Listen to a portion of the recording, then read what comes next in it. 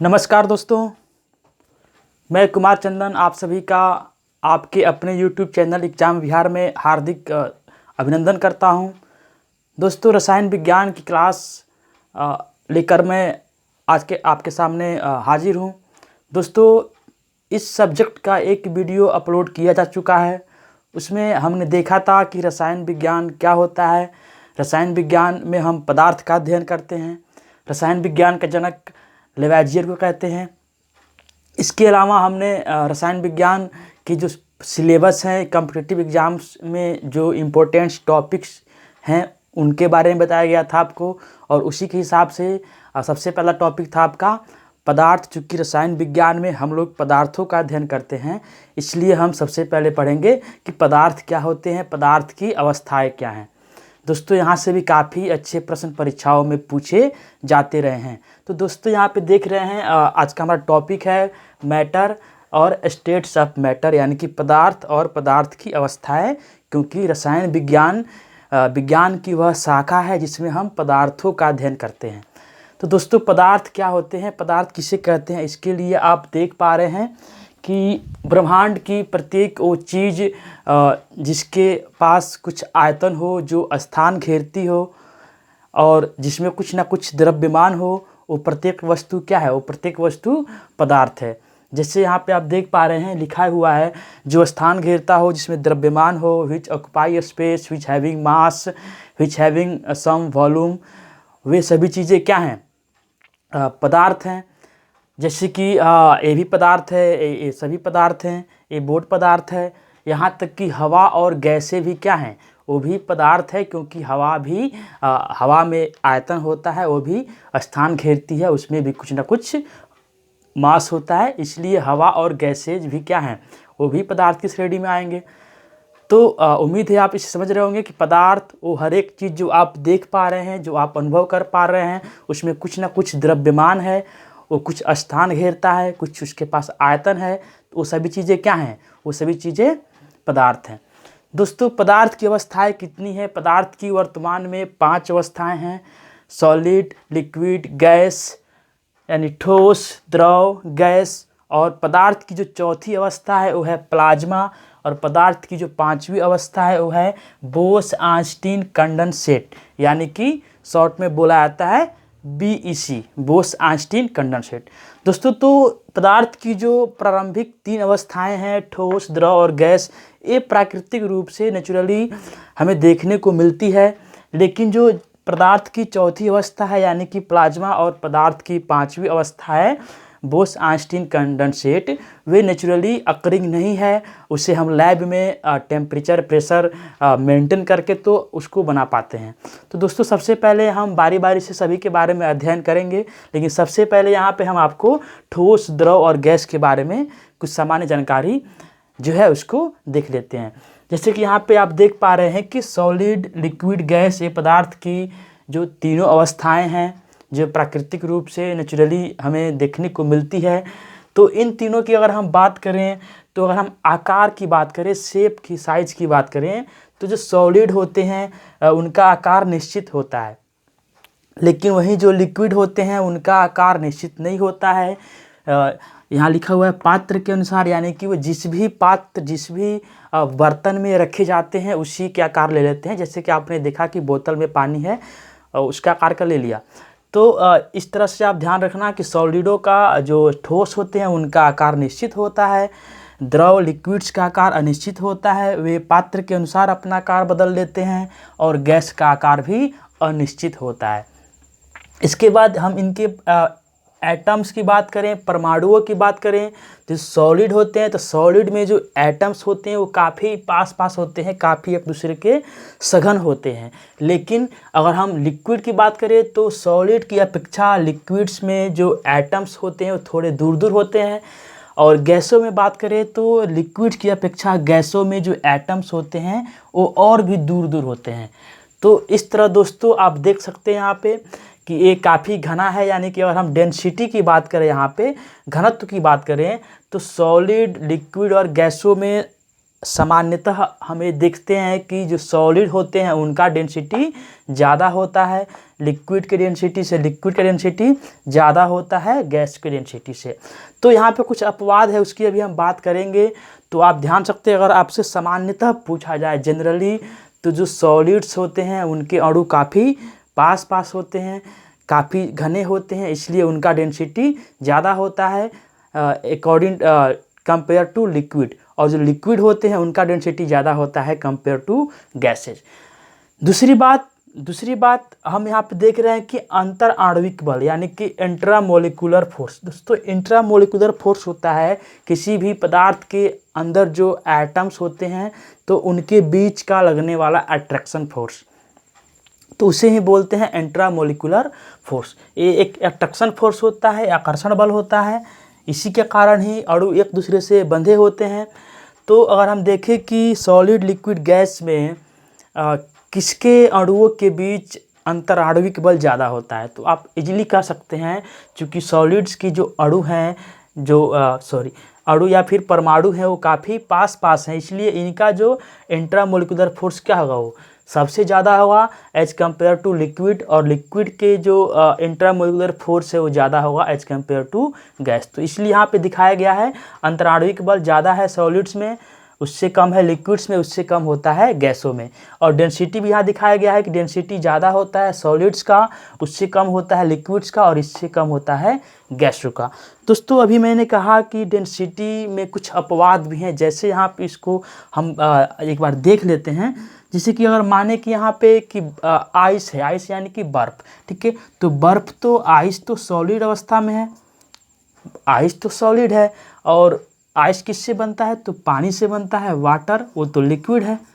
तो जैसा कि हमने कहा यहाँ पे कि जनरली सामान्यतः यहाँ पे मैं वर्ड लिख दे रहा हूँ, इसका मतलब होता है कि कुछ अपवादों को छोड़कर लगभग सभी इस तरह के हो सकते हैं, कुछ अपवादों को छोड़कर, इसलिए मैंने यहाँ पे सामान्यतः वर्ड यूज कर दिया है। तो सामान्यतः तो ये होता ही है कि सॉलिड का डेंसिटी लिक्विड से ज़्यादा होता है, लिक्विड का डेंसिटी गैसों से ज़्यादा होता है। लेकिन जो अपवाद है, एक्सेप्शन है, वो क्या है आपका यहाँ पे देख पा रहे हैं, अपवाद में आपका बर्फ़ और पानी है। एक्सेप्शन में क्या है यहाँ पे, बर्फ़ और पानी सबसे बड़ा एग्जाम्पल है। तो बर्फ़ तो सॉलिड है और पानी लिक्विड है, तो सॉलिड का डेंसिटी ज़्यादा होता है लिक्विड से, तो इस हिसाब से बर्फ़ का डेंसिटी क्या होना चाहिए, बर्फ़ का डेंसिटी पानी से ज़्यादा होना चाहिए। लेकिन ऐसा नहीं होता है दोस्तों, आप जानते हैं, हम आगे फिजिक्स में पढ़ेंगे, जो बर्फ़ का जो डेंसिटी है वो क्या होता है, वो कम होता है पानी के डेंसिटी से।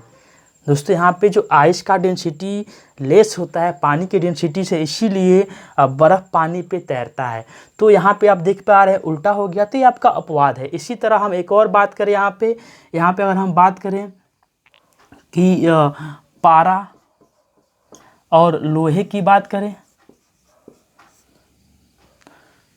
दोस्तों, तो पारा और लोहा में बात करें तो पारा का डेंसिटी वो ज़्यादा होता है, क्योंकि पारा क्या है, पारा आपका द्रव अवस्था में है और लोहा क्या आपका है, सॉलिड अवस्था में है। तो सॉलिड का डेंसिटी ज़्यादा होता है, लोहे का डेंसिटी ज़्यादा होना चाहिए, लेकिन सामान्यतः ऐसा नहीं होता है। जो पारा क्या है, पारे का डेंसिटी ज़्यादा होता है सॉलिड से। तो वहाँ पे आप देख पा रहे हैं ये काफ़ी दो महत्वपूर्ण चीज़ें हैं, आइस और वाटर और पारा और लोहा। हम जब फिजिक्स पढ़ेंगे तो वहाँ पे हम डेंसिटी की बात करेंगे, वहाँ पे विशेष चर्चा होगी। लेकिन ये बात तो आप जान ही गए होंगे कि सामान्यतः अगर वर्ड यूज करें तो ठोस का डेंसिटी लिक्विड से ज़्यादा होता है, लिक्विड का डेंसिटी गैसों से ज़्यादा होता है। लेकिन एक्सेप्शन में अपवाद स्वरूप कुछ ऐसे भी हैं, जैसे कि बर्फ़ और पानी है, यहाँ पानी लिक्विड है लेकिन उसके बावजूद पानी का डेंसिटी बर्फ़ से ज़्यादा है। और यहाँ पे पारा और लोहे की बात करें तो पारा लिक्विड है, इसके बावजूद पारे का डेंसिटी सॉलिड यानी कि लोहे से ज़्यादा है। तो ये हो गया कुछ अपवाद स्वरूप। दोस्तों इस प्रकार आपने देखा कि सॉलिड, लिक्विड और गैस के अणु कैसे होते हैं, कितने पास पास होते हैं, उनका इंट्रामोलिकुलर फोर्स क्या होता है, उनका आकार कैसा होता है और उनका डेंसिटी कैसा होता है। तो अब हम आगे बात करेंगे दोस्तों, यहाँ पे जो प्लाज्मा है और आपका बोस-आइंस्टीन कंडेंसेट है, इस पे बात करेंगे अभी।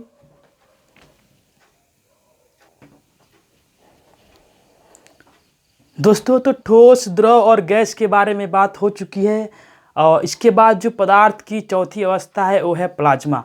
तो आइए देखते हैं प्लाज्मा के बारे में। प्लाज्मा जो कि फोर्थ स्टेट ऑफ मैटर है, इसकी खोज विलियम क्रूक्स ने किया था। विलियम क्रूक्स ने प्लाज्मा अवस्था की खोज की थी। इसके बाद प्लाज्मा क्या है, तो प्लाज्मा वास्तव में द्रव की ही अवस्था है। अगर हम किसी द्रव को एक काफ़ी हाई टेम्परेचर पे उसको हम लेके जाते हैं, उच्च ताप बढ़ाते हैं उसका, तो उच्च ताप एक उच्च ताप पे क्या होता है कि वो जो द्रव है वो आयंस में टूट जाता है। तो इस तरह से उसी आयनित अवस्था को हम प्लाज्मा कहते हैं।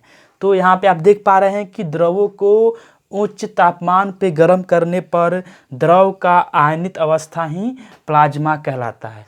दोस्तों इस तरह से आप इजीली कह सकते हैं कि प्लाज्मा क्या है, तो प्लाज्मा द्रवों का ही आयनित अवस्था है। उसी को हमने पदार्थ की चौथी अवस्था कहा है, जो कि द्रव की ही अवस्था है। चूँकि द्रव पदार्थ की तीसरी अवस्था है, ठोस, द्रव और गैस, ये तीन अवस्थाएं हैं। इसके अलावा द्रव को हम अगर अत्यधिक उच्च तापमान पे लेके जाते हैं तो एक तापमान पे जो द्रव है वो आयनित हो जाता है, और उसी अवस्था को हम लोगों ने यहाँ पे प्लाज्मा नाम दिया है। तो एक खोज जो है विलियम क्रूक्स ने किया था। तो प्लाज्मा द्रव की ही आयनित अवस्था है। द्रव आयनित कब होगा, तो काफ़ी हाई टेम्परेचर पे हम किसी भी द्रव, चाहे वो पारा हो या फिर अल्कोहल हो या फिर केरोसिन हो, कोई भी द्रव हो, अगर हम उसको एक हाई टेम्परेचर तक लेके जाते हैं तो एक तापमान पे वो जो द्रव है उसके जो आयंस है, इलेक्ट्रॉन्स हैं और जो उसके जो भी परमाणु हैं वो आयनित हो जाते हैं। तो उसी अवस्था को प्लाज्मा कहा जाता है। तो चूँकि प्लाज्मा आयनित अवस्था है इसलिए यह विद्युत का सुचालक भी होता है। दोस्तों आप जानते हैं कि जहाँ भी आयंस मिलेंगे वो विद्युत का सुचालक होगा। जैसे कि अगर आप साधारण नमक NaCl को पानी में घोल देते हैं तो पानी में घोल देने पे जो NaCl का घोल है वो क्या हो जाता है, Na+ और Cl- आयनों में टूट जाता है। जो साधारण नमक हमारा है NaCl, उसे हम जल में घोलते हैं तो NaCl जल में आयनों में टूट जाता है Na+ और Cl-। इसलिए जो नमक का जो घोल है वो विद्युत का सुचालक होता है। दोस्तों यानी कि जहाँ भी आयंस मिलेंगे वहाँ पे इलेक्ट्रिसिटी फ्लो हो जाती है। तो इसीलिए चूँकि प्लाज्मा द्रव का आयनित अवस्था है और चूँकि आयनित अवस्था है इसलिए यह विद्युत का सुचालक भी होता है। दोस्तों तो आइए अब हमारी जो पांचवी अवस्था है वो हमारी है बोस-आइंस्टीन कंडेंसेट। तो इसके बारे में बात करते हैं। दोस्तों तो पदार्थ की जो पांचवी अवस्था है वो है आपका BEC अर्थात बोस-आइंस्टीन कंडेंसेट। दोस्तों बोस-आइंस्टीन कंडेंसेट की जो खोज है वो आइंस्टीन और सत्येंद्रनाथ बोस के द्वारा 1924 में किया गया और इसीलिए इनके नाम पे इसका नाम रख दिया गया है। BEC का मतलब है बोस-आइंस्टीन कंडेंसेट। बोस जो भारतीय मूल के वैज्ञानिक है, सत्येंद्रनाथ बोस और आइंस्टीन, इन दोनों के नाम पे इसका नाम रखा गया है और इसकी जो खोज है वो 1924 में हुई थी।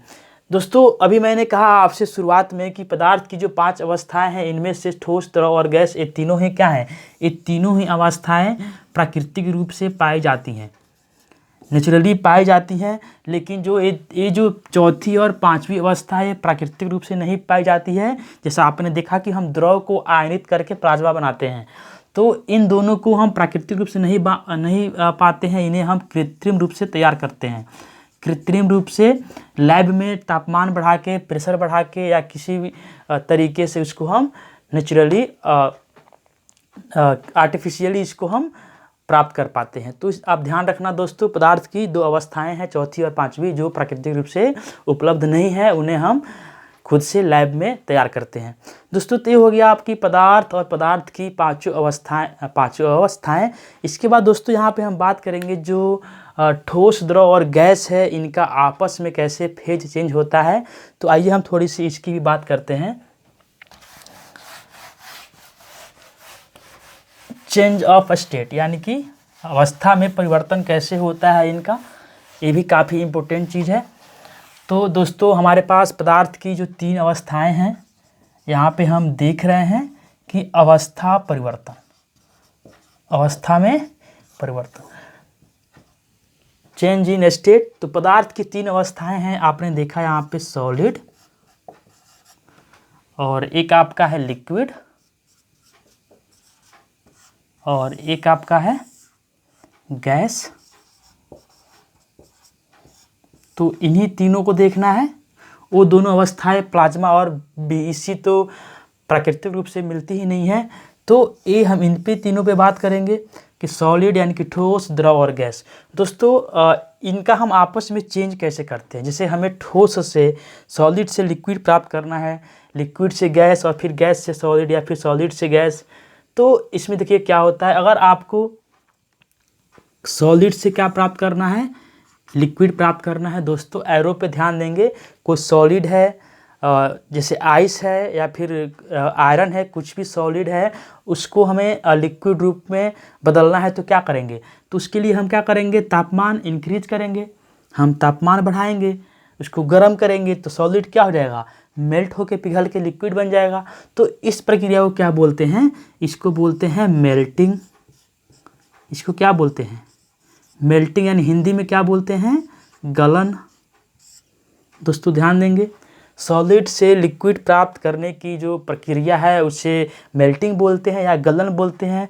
और मेल्टिंग में क्या करते हैं, हम तापमान इंक्रीज करेंगे या फिर डिक्रीज करेंगे। तो दोस्तों ध्यान रहे, सॉलिड से लिक्विड यानी कि क्या करेंगे, हम टेम्परेचर इंक्रीज करेंगे।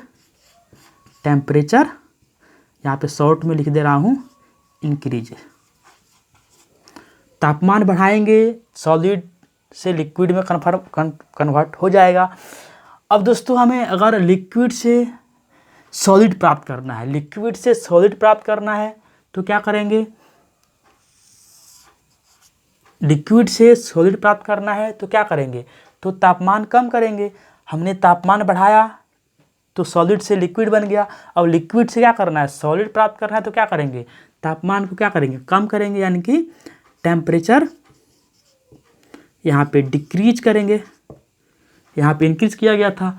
तो अगर हम लिक्विड को, जैसे कि आइस है या फिर आपका पानी है, पानी जो कि लिक्विड है उसको हमें ठोस में बदलना है तो हम क्या करते हैं, पानी का तापमान कम करते हैं फ्रिज में रख के, तो बर्फ़ जम जाता है। तो वही बात यहाँ पे कही जा रही है, लिक्विड से हमें सॉलिड प्राप्त करना है तो हम तापमान को कम करते हैं। और इस प्रोसेस को क्या बोलते हैं, इसको बोलते हैं फ्रीजिंग पॉइंट, इसको बोलते हैं फ्रीजिंग,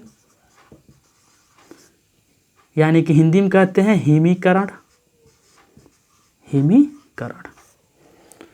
तो दोस्तों ये हो गया आपका सॉलिड टू लिक्विड और लिक्विड टू सॉलिड। ध्यान देने वाली बात यह है कि इस प्रोसेस को क्या बोलते हैं और टेम्परेचर कब इंक्रीज करेंगे और कब टेम्परेचर डिक्रीज करेंगे। सॉलिड से लिक्विड में जाने के लिए टेम्परेचर को इंक्रीज करना होता है और लिक्विड से सॉलिड प्राप्त करने के लिए टेम्परेचर में डिक्रीज करना होता है, और उसको बोलते हैं फ्रीजिंग यानी कि हिमीकरण। ये आप जानते हैं दोस्तों। इसके बाद हम आते हैं थोड़ा यहाँ पे लिक्विड से क्या करना है, हमें लिक्विड से हमें गैस प्राप्त करना है। कोई द्रव है जैसे कि पानी है, उसको हमें गैस से बदलना है तो क्या करते हैं, तो भी तापमान में क्या करेंगे, इंक्रीजमेंट करेंगे।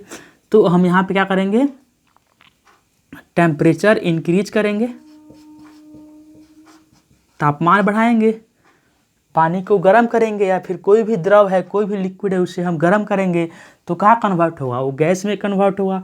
तो इस प्रक्रिया को क्या बोलते हैं, इसको बोलते हैं वेपोराइजेशन।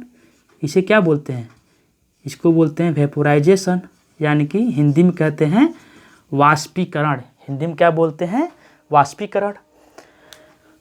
दोस्तों तो अब हो गया लिक्विड से गैस। अगर आपको गैस से लिक्विड प्राप्त करना है तो क्या करेंगे, अगर गैस से, मैं ऐसे लिख दे रहा हूँ, एरो आप देखते रहना, लिक्विड से गैस बनाने के लिए तापमान इंक्रीज किया गया था, टेम्परेचर इंक्रीज किया गया था, और उस प्रक्रिया को कहते हैं वेपोराइजेशन, वाष्पीकरण। और लेकिन गैस से हमें क्या प्राप्त करना है, लिक्विड प्राप्त करना है, तो जाहिर सी बात है तापमान क्या करेंगे, तो हम टेम्परेचर को डिक्रीज करेंगे, तापमान में कमी करेंगे। और ये जो प्रक्रिया होती है इसे क्या बोलते हैं, इसको बोलते हैं कंडेंसेशन। इसे बोलते हैं कंडेंसेशन, अर्थात हिंदी में कहते हैं संघनन। दोस्तों संघनन कैसी प्रक्रिया है, तो संघनन वैसी प्रक्रिया है जिसमें हम तापमान में कमी करके किसी गैस को लिक्विड में बदल देते हैं। जैसे आप अगर खाना घरों में बनाते हैं तो आपने देखा होगा पानी का जो वेपर उठता है वो वापस ऊपर जो ढक्कन होता है बर्तन का उससे टकरा के फिर वो पानी क्या है बूंद बूंद करके नीचे टपकता है। दोस्तों दूसरी एग्जांपल है कि जो हमारी जो बादल है और जो हमारी वर्षा होती है वो भी वर्षा की जो प्रक्रिया होती है उसमें कौन सी प्रक्रिया हो रही है। तो वर्षा जो होती है समुद्रों से पानी वाष्प बन के क्या होता है ऊपर जाता है, फिर बादल बनता है। वही बादल क्या होता है कंडेंसेट होके पानी को नीचे छोड़ देता है। तो जो वर्षा होती है वो भी संघनन की प्रक्रिया के द्वारा होती है। तो दोस्तों आपने दो चीज़ यहाँ पे समझ लिया है कि सॉलिड टू लिक्विड कैसे जाना है, लिक्विड से हमें सॉलिड कैसे प्राप्त करना है, फिर लिक्विड से गैस कैसे प्राप्त करना है, और गैस से हमें लिक्विड कैसे प्राप्त करना है। दोस्तों अब यहाँ पे देखते हैं दूसरी चीज़ यहाँ पे है कि क्या कोई ऐसी भी चीज़ है क्या जो सॉलिड से सीधा गैस बन जाए। समांतर यही प्रक्रिया है, सॉलिड से लिक्विड बनाएंगे, लिक्विड से गैस बनाएंगे। अगर हम सॉलिड है उसका तापमान में इंक्रीज कर रहे हैं तो लिक्विड बनेगा, और फिर उसका और तापमान को क्या कर रहे हैं उसके तापमान को और इंक्रीज कर रहे हैं तो क्या बन जाएगा गैस बन जाएगा। ठीक वैसे ही गैस है तो उसके तापमान में कमी कर रहे हैं यानी कंडेंसेशन कर रहे हैं तो लिक्विड बन जाएगा, और लिक्विड बन गया तो लिक्विड में फिर और तापमान में कमी करेंगे तो क्या बन जाएगा सॉलिड बन जाएगा। तो ये तीनों अवस्थाएं हैं, लेकिन क्या ऐसी भी कुछ वस्तुएं हैं जो सीधे क्या होती हैं जो सीधे सॉलिड से क्या बन जाती हैं सॉलिड से गैस बन जाती हैं। तो अगर सॉलिड से सीधा गैस बन जाती हैं तो उस प्रक्रिया को क्या बोलते हैं दोस्तों, उसको बोलते हैं ऊर्ध्वापातन। क्या बोलते हैं उसको बोलते हैं ऊर्ध्वापातन, इंग्लिश में बोलते हैं सब्लिमेशन। सब्लिमेशन वो प्रक्रिया है जिसमें सॉलिड सीधा गैस में कन्वर्ट हो जाता है। दोस्तों ये सबसे महत्वपूर्ण चीज़ यहाँ पे बहुत ज़्यादा प्रश्न पूछे गए हैं सब्लिमेशन से और सब्लिमेट मटेरियल से। तो ऊर्ध्वापातन क्या है, ऊर्ध्वापातन वह प्रक्रिया है जिसमें कोई सॉलिड सीधा गैस में तब्दील हो जाता है। हालांकि कोई भी सॉलिड पहले लिक्विड बनता है और फिर लिक्विड से गैस बनता है, लेकिन कुछ ऐसे भी पदार्थ हैं जो लिक्विड नहीं बनते हैं, सीधा सॉलिड से सीधा गैस में परिवर्तित हो जाते हैं। तो ऐसे पदार्थों को हम ऊर्ध्वापात्य पदार्थ यानी कि सब्लिमेट मटेरियल कहते हैं। दोस्तों वैसे पदार्थ कौन है, यहाँ पे मैं एग्जाम्पल दे रहा हूँ। जैसे एग्जाम्पल के लिए क्या हो जाएगा आपका, एग्जाम्पल के लिए आपका यहाँ पे लिख दूँ ऊर्ध्वापात्य पदार्थ यानी कि सब्लिमेट मटेरियल कौन कौन है। सबसे पहला आपका है कपूर। दोस्तों कैम्फर एक ऊर्ध्वापात्य पदार्थ है, ऊर्ध्वापातन की प्रक्रिया दिखाता है, क्योंकि जो कपूर है वो कपूर सॉलिड है, सॉलिड से वो लिक्विड नहीं बनता है, सीधा सॉलिड से गैस बन जाता है। तो कपूर है। इसके अलावा दूसरा आपका है नौसादर। दोस्तों इसी का नाम है अमोनियम क्लोराइड NH4Cl। दोस्तों नौसादर भी यानी कि अमोनिया क्लोराइड भी ऊर्ध्वापात्य पदार्थ है जो सीधा सॉलिड से लिक्विड बन जाता है। इसके अलावा दोस्तों और भी हैं जैसे कि नेफ्थालीन।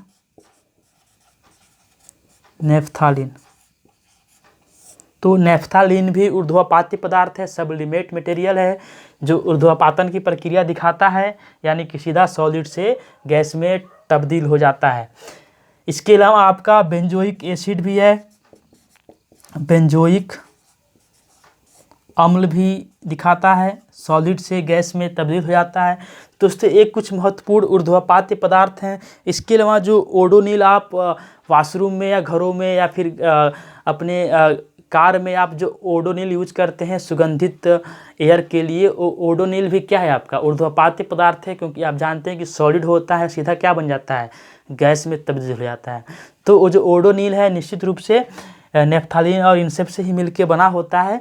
तो ये सभी ऊर्ध्वापात्य पदार्थ हैं, सब्लिमेट मटेरियल हैं जो सीधा सॉलिड से गैस में तब्दील हो जाते हैं। दोस्तों यहाँ पे अगर हम आपसे बात करें कि कपूर का केमिकल फार्मूला क्या होता है तो आइए जान लेते हैं। कपूर जो है इसका रासायनिक जो फार्मूला होता है वो होता है C10H16O। तो एक कपूर यानी कि कैम्फर का केमिकल फार्मूला है, याद रख सकते हैं, परीक्षाओं में पूछा जाता है C10H16O। और इसके अलावा यहाँ पे अमोनियम क्लोराइड है, जिसे ही हम रासायनिक नाम जिसका अमोनियम क्लोराइड है और जिसका केमिकल फार्मूला NH4Cl है। और इसका जो इसका जो व्यापारिक नाम है वो है आपका नौसादर, यानी कि अमोनियम क्लोराइड। यहाँ मैं लिख दे रहा हूँ अमोनिया क्लोराइड, इसे ही हम व्यापारिक रूप से नौसादर कहते हैं। इसके अलावा आपका तीसरा जो है नेफ्थालीन है। नेफ्थालीन का भी केमिकल फार्मूला यहाँ पे होता है C10H8। C10H8 ये जो आपका नेफ्थालीन का केमिकल फार्मूला है। तो इस तरह से दोस्तों ये काफ़ी प्रश्न में पूछे गए हैं। तो आप देख पा रहे चारों क्या हैं, ऊर्ध्वापात्य पदार्थ हैं। दोस्तों यहाँ पे दूसरी बात ही कर ले, अगर आपने देखा कि सॉलिड से गैस में बदल जाते हैं, जैसे ये सब हैं, इस प्रक्रिया को बोलते हैं सब्लिमेशन, यानी कि ऊर्ध्वापातन। लेकिन क्या ऐसा भी है जो गैस से कहाँ बदल जाए, जो गैस से बदल जाए सॉलिड में? तो गैस से सॉलिड में जो बदल जाते हैं, इन्हें यही बदलते हैं, इन्हें ही हम प्राप्त कर सकते हैं वापस। जैसे कि ये कपूर है, सॉलिड से क्या बन गया, गैस बन गया, तो वापस हम इसको गैस से सॉलिड बना सकते हैं। तो उस प्रक्रिया को बोलते हैं डिपोजिशन। क्या बोलते हैं उसको? डिपोजिशन।